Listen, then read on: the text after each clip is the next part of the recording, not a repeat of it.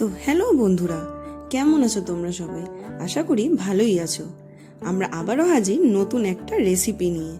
আরে জানি জানি, ইলিশ দেখে ভাবছো বর্ষা আসতে না আসতে ইলিশ ভাপা। তো চলো আজকের রেসিপিটা শুরু করা যাক। প্রথমেই বাজার থেকে এত বড় ইলিশ এনে তাড়াতাড়ি আঁশ ছাড়িয়ে পটাপট পিস করে কেটে নেব। আজকের রান্নায় মশলা খুবই কমই লাগবে, ঘরের একদম ঘরোয়া মশলা। নিয়ে নিয়েছি গোটা সর্ষে, গোটা জিরে, চালমগজ, পোস্ত আর গুটি কয়েক কাঁচা লঙ্কা।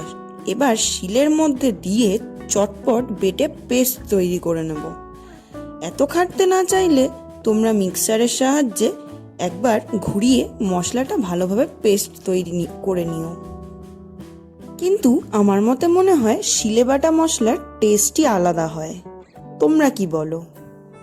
অল্প অল্প জল দিয়ে মশলাটা মিহি করে বেটে নিচ্ছি।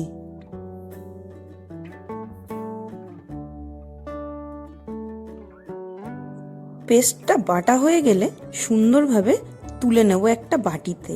তারপর ডাইরেক্ট চলে যাব টিফিন কৌটে সাজিয়ে রাখা কাঁচা মাছগুলোর মধ্যে। দিয়ে দেব সেই মশলা বাটাটা, আর নুন, হলুদ, সর্ষের তেল দিতে ভুলো না যেন কেউ, ওইটাই তো মেন।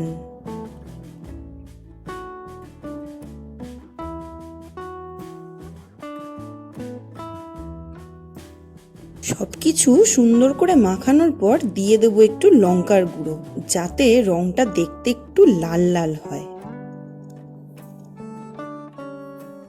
তারপর মশলাগুলো মাছের গায়ে সুন্দর করে মাখিয়ে ওপর দিয়ে দুটো কাঁচা লঙ্কা আর সর্ষের তেল ছড়িয়ে ঢাকনার মুখটা আটকে আগে থেকে কড়াইয়ে গরম করে রাখা জলের ওপর একটা স্ট্যান্ড বসিয়ে টিফিন কৌটোটা বসিয়ে দেব। গরম জলে 30 মিনিট ভাপিয়ে নিলেই তৈরি আমাদের অতুলনীয় স্বাদের ইলিশ ভাপা। দেখতেও খুব সুন্দর হয়েছে। এইবার এক থালা ভাত, আর যদি হয় এই রকম ইলিশের ভাপা, তাহলে দুপুরের খাওয়া দাওয়া জমে ক্ষীর। ভিডিওটা ভালো লাগলে অবশ্যই লাইক, শেয়ার অ্যান্ড কমেন্ট, আর সাবস্ক্রাইব করতে ভুলো না কিন্তু।